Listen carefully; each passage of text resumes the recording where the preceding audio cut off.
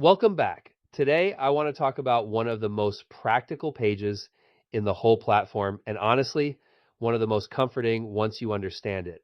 It's called the Evidence Locker. Now, if the Documents page is where you tell the story of what you plan to do, the Evidence Locker is where you prove you're actually doing it. That distinction matters a lot. Think of it this way: documents are your intentions, your policies, your plans, your formal write ups. Important stuff, absolutely. But during a CMMC assessment, the question you're going to hear again and again is not just, do you have a policy? It's, show me the proof. And that's where this page earns its keep. The evidence locker is your high security vault for proof, not theoretical proof, not we meant to do that proof, but tangible records that show a control is active in the real world. That can be a screenshot of a firewall setting. It can be an export of a user list. It can be a training sign-in sheet, a network diagram, or a signed policy acknowledgement form. If it demonstrates that a security control is in place and being used, it belongs here. And I like that word tangible because evidence does not have to be some giant dramatic report with a cover page and a table of contents that looks like it survived 3 committee meetings. Sometimes the best evidence is simple: a clean screenshot, a PDF export, a dated record, a signed form. Small things, when they're organized well, can carry a lot of weight. That's really the mindset shift. The documents page says, here is our approach. The evidence locker says, here is the receipt. Maybe that's a better analogy. Or maybe not. Terrible analogy. Let me try again. Documents are the blueprint. Evidence is the photograph of the building actually standing there.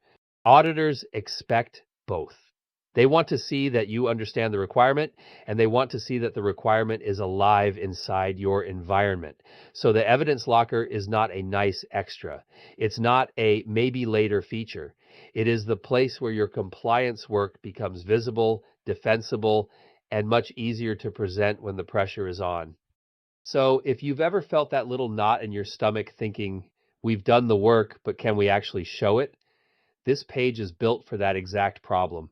It gives you one place to store the proof auditors are likely to ask for, instead of having you hunt through email threads, shared drives, and that one folder somebody named Final Real this time. We've all seen that folder. We do not respect that folder. Now here's the key part. Evidence only helps you if you can actually find it and connect it to the right requirement. That's why organization is everything.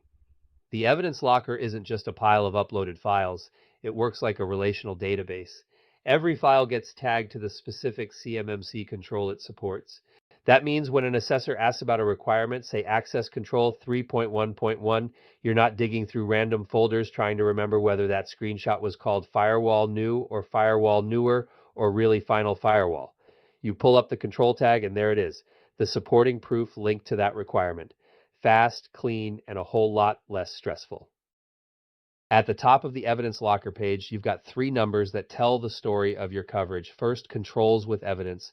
That's the count of controls that already have proof attached. Your goal is to get that count to 110. Second, controls missing evidence. That is your immediate to-do list. Those are the places where the platform is telling you pretty plainly, hey, we need backup here. And third, total files uploaded. That gives you a quick sense of the overall volume of proof you've collected. Now, that third number is useful, but don't get hypnotized by it. More files does not automatically mean better compliance. 100 messy files can be less useful than 10 well-tagged ones. What matters is whether the right evidence is tied to the right controls. And this is where the tagging system really saves time. One file can support multiple controls. That's a big deal. If you upload one document or screenshot that legitimately demonstrates more than one requirement, you can tag it to each of those controls instead of uploading the same thing over and over. Less duplication, less clutter, less chance of missing something because you were doing extra work you didn't need to do. There's also a notes field, and I would strongly encourage folks to use it. Add context. Tell the assessor what they're looking at and why it matters. Don't assume the file explains itself. A note can say, in plain English, this screenshot shows the current firewall configuration, or this export lists active users reviewed for access control, or this sign-in sheet documents security awareness training. That little bit of explanation can make your evidence much easier to understand at a glance. So the magic here is not just storage, it's structure. Structure is what turns a folder full of stuff into something an auditor can follow. And when an auditor can follow it, the conversation changes. You stop scrambling, you start demonstrating.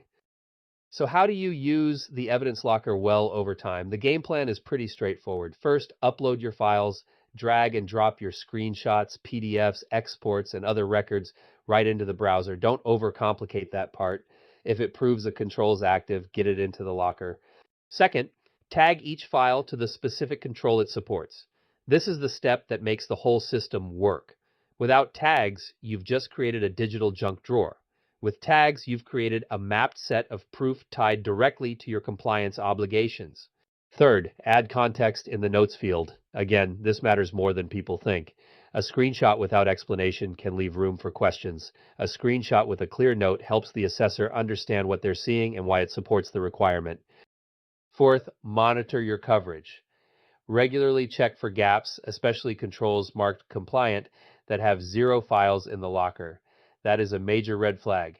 If a control is marked compliant but there's no proof attached, you are basically inviting the auditor to ask the most uncomfortable follow-up question in the room. And the follow-up question is going to be, okay, can you show me? And finally, keep it fresh.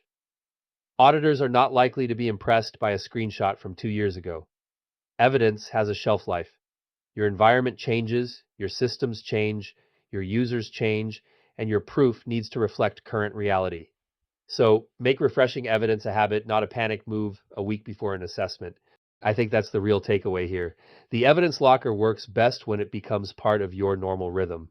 Upload, tag, explain, review, refresh. Not glamorous, I know. Nobody's putting that on a motivational poster, but it is practical, and practical wins audits. In the end, this page is audit insurance.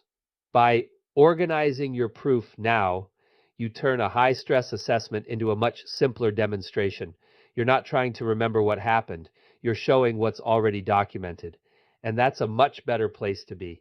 Next time, we'll keep building on that same idea of making compliance feel a little less like chaos and a little more like a system.